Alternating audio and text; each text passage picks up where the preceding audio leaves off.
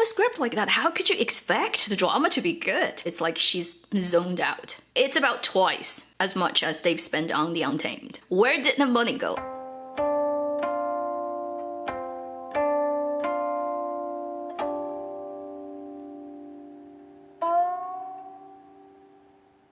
Hi, you're watching Avenue X, where a junkie on good storytelling shares her thoughts, knowledge, and occasional weird ideas on stories and how they're told. Yo Fei is a 51-episode drama that's being aired on Tencent. It's based on a wuxia novel written by a quite well-known Chinese web novel writer, Priest. Ever since the creation of this project, it has been under very strong spotlight. It went online on December the 18th, 2020, and by the end of last year, it started to open the option for you to pay extra money to watch 8 episodes ahead of the normal, poor VIP subscribers. As usual, I'll give you my rating on my 7-level scale first, and then we can go into details about this drama. As it currently stands, which is around episode 40-something, I'll give it 1 landmine score, so it's definitely not the absolute bottom of the possibility on my rating scale. I am disappointed, but at the same time, it's kind of expected. When this drama started shooting back in 2019, very early on, Zhao Liying, as the female lead, has sent out a very well-known Weibo post that I've also mentioned in my previous videos, which is a burger's picture of what is promised in the script and what she ended up with. The drama very unfortunately ran into pandemic and stopped shooting for a couple of months, but it managed to finish by the middle of last year. And as it did came out before the end of 2020, you can say they've tried their best to push it out and probably rushed a lot of things in post-production. If you've been anticipating this drama for whatever reason, whether you are a fan of the original text or whether you are a fan of any of the leading actors and actresses, you probably are disappointed. Okay, let's be honest. Usually I would tell you what I like about the drama and then what I don't like about a drama, or in reverse order. And this time, I don't have anything I like about this drama. I don't hate it. Similar quality, worse quality wuxia dramas are in ample supply in Chinese dramaland. Let's talk about the problems I observed, and I'm gonna talk about them in the order where I consider to be the least problematic to the more problematic to the biggest problem. Let's start first with something that most of the international audiences wouldn't know, which is the title change. Although it sounds exactly like its original book, Yo Fei. Yo Fei. They changed one character, the Fei character. Yo Fei, Yo means have something.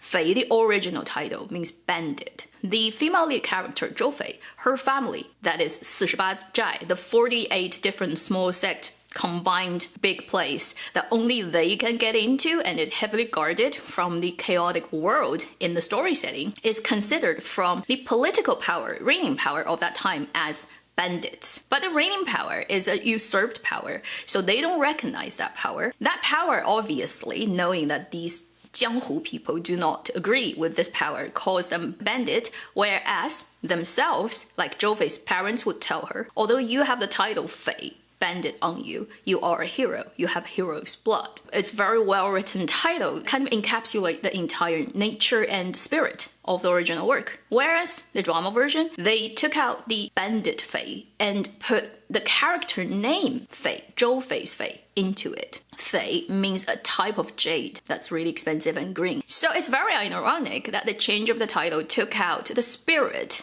that rebellious spirit of the original work, and the drama really also did that in many ways. Now, let's talk about the 3 things mainly that I think, right, in their orders of severity, that is problematic for this drama. First, the most obvious and actually most unimportant one, production quality. Let's be honest, it's 2020. If you watch this drama, does it look like a drama that's made, literally shot in 2020 and then came out in 2020? Whether it's a period drama, whether it's a wuxia with a lot of fighting drama from any type of standard that is normal in Chinese drama these days, it just doesn't look like something that was made now. The intercutting between made-up set and the real location is so obvious. It reminds you of some older TVB wuxia series that's totally shot inside a studio and where the stones are all fake, made with foam. The lighting is very not textured, let's just say. And obviously there's a quite extensive amount of skin smoothing, then camera work. I've made a ranting video that kind of got right now is like over 100k views on Bilibili. That's just specifically about one long take. That's about 4 minutes. The entire drama's camera work is pretty subpar. Certain parts are really, really bad. Certain parts are like just... I don't even know what noise I'm making. It just doesn't look good. Framing is awkward and often extremely close to the character's face while they're fighting. When you're doing a wuxia, you really should film in a wider shot to show the entire body movement and excitement and speed and force. Like, that's what you watch wuxia for. This drama just pretty much doesn't have it. So it has something to do with also the choreography plus dubbing, but I don't think dubbing is a huge problem for this drama. But still, you know, I prefer to hear the real voice. Anyway, so the production quality, all in all, doesn't look like, first, it's from 2020, second, doesn't look like it costs that much money. Now, the rumor has it is it spent about 2.8 E, which is 280 million RMB. Divide that by about 6.5 is the US dollar amount. You can do the math. Let's just say, if that number is true, it's about twice as much as they've spent on The Untamed. Give you a frame of reference. But obviously, when Untamed was filmed, the two leads weren't famous at all. Potentially their salary is much lower. Where did the money go, honestly? Oh, and my ranting song, I've put it on my second channel. So welcome to check it out. There are many wuxia dramas, or not even claiming to be wuxia dramas, but having wuxia element dramas that you've seen last year that are low budget, have done much better job, let's be honest. So production quality definitely doesn't deserve any kind of praise. The second thing is to do with actors, acting. If you're a fan of any particular people, okay, I'd say hear me out.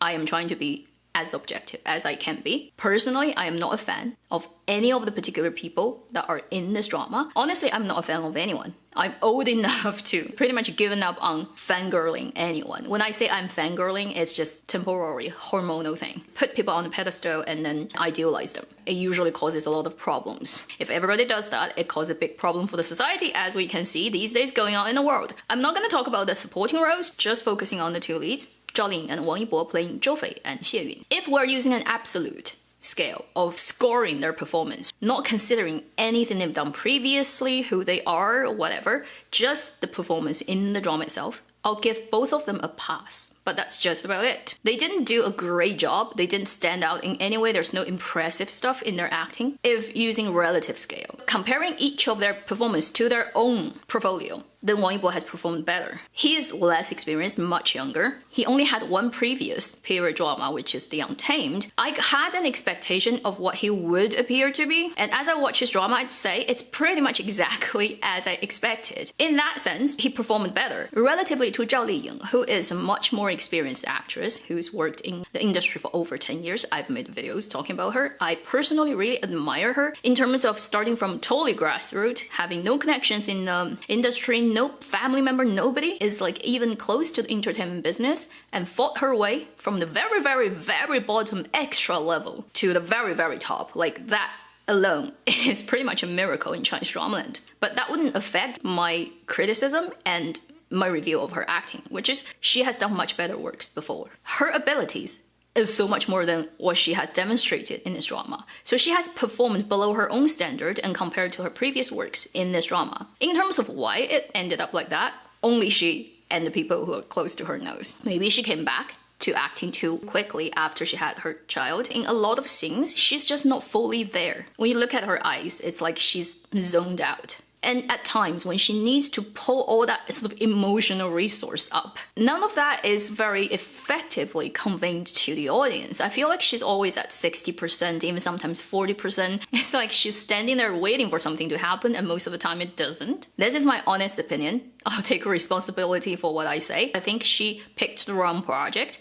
as a comeback project after she became a mom. For whatever reason that she did this, it wasn't a good choice. But then, I'm not really that worried for her as an actress because she's got enough work under her belt and she has more works to come. Chinese dramaland, too many dramas. Some are bound to be bad. Then the third thing, the most important thing I think that failed everything is like, if this thing didn't work, that's why all the other things didn't work. Is this project never was meant to be a good project that respected its original text. I'm pretty sure the investors, the producers, people who actually controls the script, controls what gets made, what doesn't get made, how much money goes into this and that, all those things, these people didn't care about the story. There's no love. You don't sense passion. I know it sounds like quantum mechanics, which is like, you can't prove it's there, that type of thing, but it's so easy to feel it. The script is written by freaking 10 different script writers. How does that work? Nobody did any effort in making a good script to begin with. And they just want to get this thing done, put it out as quickly as possible, and then 割韭菜.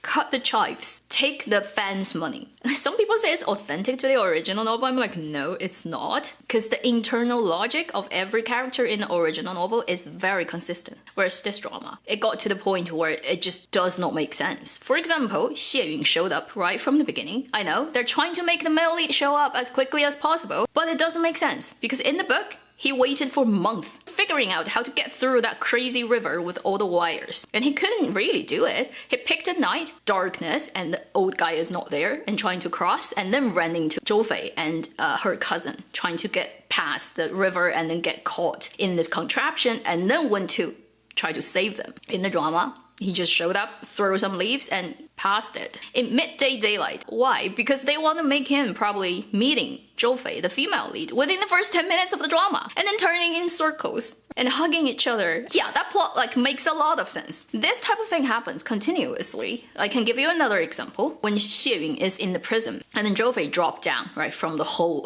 and then just happened to run into him next door, and then got to save him. In the original book, he was caught with a group of people, and he couldn't get out. And he's been in there for months. His skeleton, bone skinny, and he's got like beards growing out. Pretty haggard, and he had to eat the food there because otherwise he wouldn't survive, but the food contains poison, which makes him impossible to just break out. Then Zhou Fei came to his rescue because that plot happened that way later, many episodes later. When his poison started to flare out, he told her, which is, if you didn't come and save me a year ago in that prison, I would have to be forced to use my power to get out. But if I did that, I would have died a year ago, so do not feel bad about me probably gonna die very soon. So that plotline then links and makes logical sense. But in the drama version, they changed the earlier scene. He became somebody who voluntarily got locked in and kind of only has been there for a couple of hours because he looks clean-shaven and very healthy. And he can literally like